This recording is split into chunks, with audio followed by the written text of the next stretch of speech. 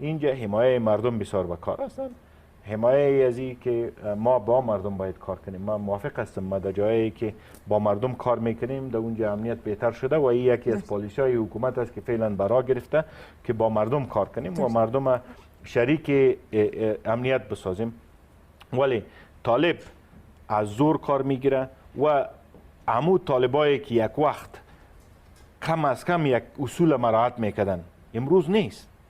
طالب روز به روز ضعیف شده میره از لحاظ اخلاقی.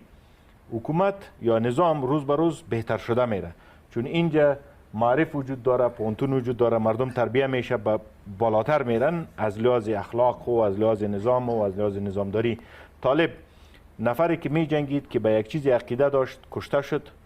نفر دومش که با او ورزش‌ها بلدم نبودن مسئولیت گرفت. اونای رستاقایی که طالب دارن اگر از او مردم بپرسین امروز امو خرابترین نفری که در جامعه خود داشتن امروز قماندان طالب است. یعنی از جامعه بالا از لحاظ اخلاقی بسیار پایین آمدن. غیر از اینکه اخلال ایجاد کنن دیگر کدام کاری انجام دادن